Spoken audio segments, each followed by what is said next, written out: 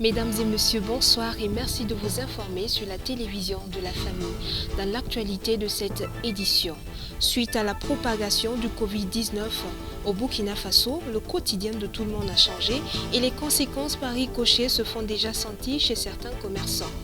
Des conséquences qui se feront encore plus sentir avec les nouvelles mesures de restriction pour lutter contre l'épidémie de coronavirus, notamment la fermeture des marchés et arts de la ville de Ouagadougou.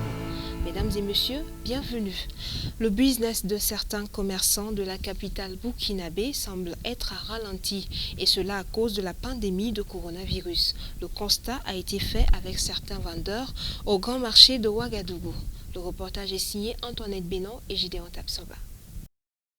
Depuis l'apparition du Covid-19 au pays des hommes intègres, le business de certains vendeurs ambulants semble être au ralenti. Puis encore, les différentes mesures prises par le gouvernement burkinabé se présentent comme un coup dur pour ces vendeurs. Pour en savoir davantage, nous avons fait le tour du grand marché de Ouagadougou afin de recueillir quelques réactions des vendeurs de masques fréquemment appelés cache-nez. Moi, c'est Lompo Mahamoudou. Voilà, je vends des cache-nez ici à Roro quand même.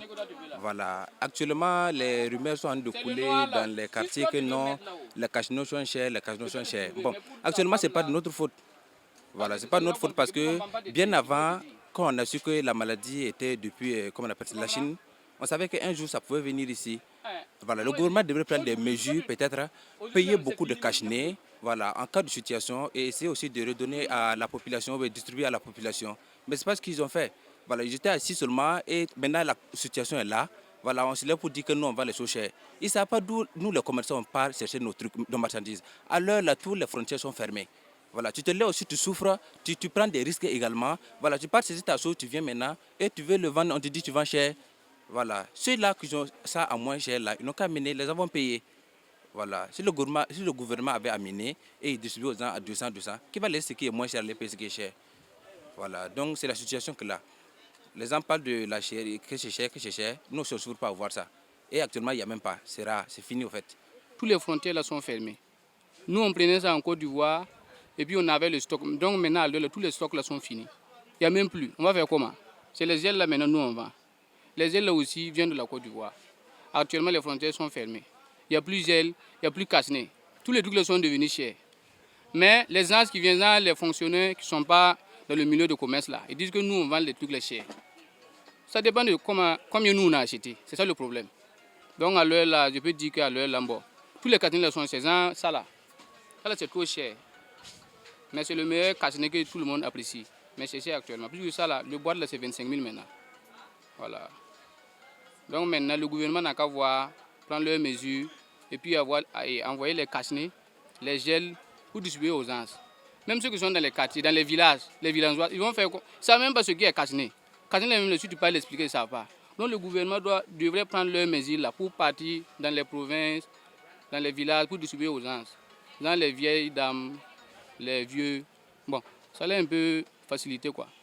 Si pour certains le business n'est plus rentable à cause du coronavirus, pour d'autres cette pandémie a occasionné la vente de plusieurs cache-nez. Pendant les poussières, là, Marseille là, c'était un peu mou, mais dès que les maladies sont venues seulement là, cache-nez là, ça ne suffit plus. Voilà, en l'air là même, ça manqué, tout est fini. Bon, nous vendons ça à 200 jusqu'à le prix a commencé à augmenter avec les commerçants, ça arrivait jusqu'à 500. Avec ça, ça paye toujours. Voilà, donc en l'air là même, il n'y a plus rien. Ainsi, pour les commerçants de Rodwoko, l'État doit prendre des mesures pour satisfaire tout le monde. Par ailleurs, à la question de la fermeture des marchés EIA, ces vendeurs pensent que ce n'est pas la solution pour freiner le Covid-19. De mesure en mesure, les premières autorités de la ville de Ouagadougou ont annoncé la fermeture des gros marchés EA de la ville à compter du 25 mars 2020. Des mesures pour arrêter la propagation du Covid-19. Cependant, qu'en pensent les commerçants et commerçantes premiers concernés? Élément de réponse avec Gédéon Tapsoba et Delphine Banissi. Vous avez dit que vous allez fermer les marchés. Si tel est le cas, vous devrez trouver une solution pour les commerçants. On a enregistré ces 2 premiers cas de coronavirus depuis le 9 mars dernier. Et depuis cette date, plusieurs autres cas se sont ajoutés. Il y a eu des cas de mort. À cet effet, donc, le gouvernement du Burkina Faso a pris des mesures sur toute l'étendue du territoire et plus précisément dans la ville de Ouagadougou. Le gouverneur a pris des mesures pour la fermeture des marchés EIA à compter de ce 25 mars 2020. Alors donc nous avons fait un tour dans quelques marchés, plus précisément au grand marché de Ouagadougou, Rodwoko, pour voir un peu quelles sont les réactions des commerçants, quelles sont les réactions et des commerçants et des clients à travers les différents marchés de la ville de Ouagadougou. En tout cas, c'était avant-hier qu'on a entendu l'information qu'ils vont fermer le marché du 20 au 25. Mais franchement, dire là, c'est trop compliqué pour nous, puisque, bon, je ne sais pas quoi dire, qu'on n'a pas de suivi pour les 26 jours là. Est-ce que vous voyez? Donc, sur ce coup-là, je ne peux rien dire. Vraiment, ça nous dépasse, voilà. Donc, sur ce coup-là, je ne sais pas quoi dire, quoi, vous voyez, non? Ah bon. S'ils pouvaient, je ne sais pas quoi dire, s'ils pouvaient, genre, et nous aider pendant les 26 jours là, genre pour des survies, est-ce que vous voyez? La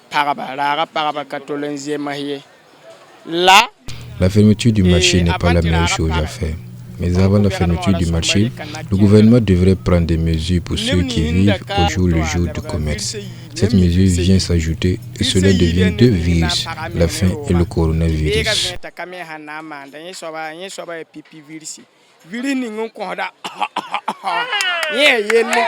La fermeture du marché là, en tout cas ça ne va pas nous arranger. Ça ne va même pas nous arranger du tout même. S'il peut trouver une autre solution pour la fermeture du marché, ça va nous arranger un peu. À l'heure actuelle, là où on est là même, le jour même qu'on n'a pas encore parlé à faire des fermetures de marché là même, là, ça n'allait pas. N'en parlons pas, ils ont dit qu'ils vont fermer les marchés, quoi là. Ça va nous amener dans d'autres situations. Si la situation aussi va renverser aussi, nous aussi on va aller dans l'autre situation et puis ça va devenir autre chose. Donc ils n'ont qu'à trouver la solution pour ça. Sinon que le coronavirus, c'est bien vrai que c'est vrai, ça existe. Mais nous, réellement ici au grand marché, c'est notre vie même réelle qui se passe ici. On ne peut pas vivre sans le marché. Parce que le coronavirus, c'est bien vrai. Mais si la faim aussi arrive, c'est plus que le coronavirus. La faim là même dépasse le coronavirus. Si on a fermé le marché une semaine, voilà, on va mourir. Avant que le coronavirus va nous atteindre. Les fermetures là, en tout cas, c'est pas bon. Parce que si ça ferme, les gens là ne pourront plus payer. Ça c'est un. Et il y a aussi l'épidémie qui est là. Si ça ne ferme pas, l'épidémie ne va pas finir. On veut l'argent, c'est bon. On veut l'argent là, c'est vrai, mais c'est la santé on veut. Donc, c'est un bon geste. Voilà. Maintenant de la fermeture du marché, sincèrement, ça va nous gêner. Et puis, comme ça, là, ça ne sera pas généreux avec tout le monde. Aucun commerçant n'est fier de ce qui se fait actuellement. Parce que la maladie, ça tue, c'est vrai. Mais ils n'ont qu'à créer beaucoup d'activités concernant des trucs là, des pharmadermes et des trucs là. S'ils pouvaient amener ça, il y a des jeunes qui peuvent s'occuper de ça. Et puis beaucoup vont essayer de se laver les mains. Et puis les cache-nez et consorts. Ils n'ont qu'à nous aider avec ça là. Et comme ça, il y en aura de la sécurité pour toute personne. Les commerçants pensent de façon générale que le gouvernement devrait prendre d'autres mesures afin de pallier à ce fléau. Des commerçants qui vivent donc au jour le jour, chaque jour, il faudra venir au marché pour avoir de quoi nourrir la famille. Et si le marché devrait être fermé jusqu'à 2 semaines, 3 semaines, 1 mois, les commerçants de la ville de Ouagadougou ne se réjouissent pas. Cependant, ils saluent quand même la volonté du gouvernement de préserver la population de cette pandémie, d'arrêter la propagation du Covid-19 au Burkina Faso. Néanmoins, les mesures ne sont pas les bienvenues. Ils espèrent quand même que le gouvernement mettra d'autres mesures en œuvre afin de nourrir les familles qui seront désormais confinées. Dans l'actualité internationale à présent en France, sanctions durcies contre les sorties hors du domicile, restriction des marchés ouverts, usage de la chloroquine, voici un tour d'horizon des dernières décisions plutôt prises par le gouvernement français pour lutter contre la pandémie du Covid-19. Face à la forte progression du coronavirus en France, le Premier ministre annonce se préparer à un prolongement du confinement avec un durcissement des règles dès ce mardi.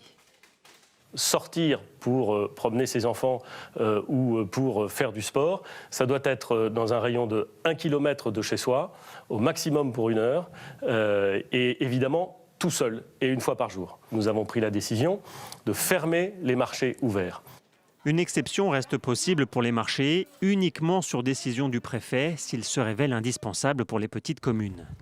Édouard Philippe n'écarte pas non plus l'idée d'un couvre-feu national, comme l'ont déjà mis en place des villes comme Nice. Concernant l'usage du traitement controversé à la chloroquine, un antipaludique potentiellement efficace dont l'OMS a émis des réserves, pas question d'autoriser son utilisation en dehors de cas très précis. Le Haut Conseil recommande de ne pas utiliser ce traitement en l'absence de recommandations, à l'exception de formes graves, hospitalières, sur décision collégiale des médecins et sous surveillance médicale stricte. Enfin, le Haut Conseil exclut toute prescription dans la population générale. Au niveau local, les plans d'alerte et d'urgence habituellement mis en place lors des canicules vont être activés. Objectif, veiller sur les personnes âgées et les plus vulnérables. Les conséquences du Covid-19 en raison de la pandémie de coronavirus. Les Jeux olympiques de Tokyo prévus initialement du 24 juillet au 9 août 2020 pourraient être reportés pour une date ultérieure. Le stade de Tokyo, lieu où doit se dérouler en théorie la cérémonie d'ouverture des Jeux olympiques prévue le 24 juillet prochain. Mais pour la première fois, le gouvernement japonais envisage un report de la compétition.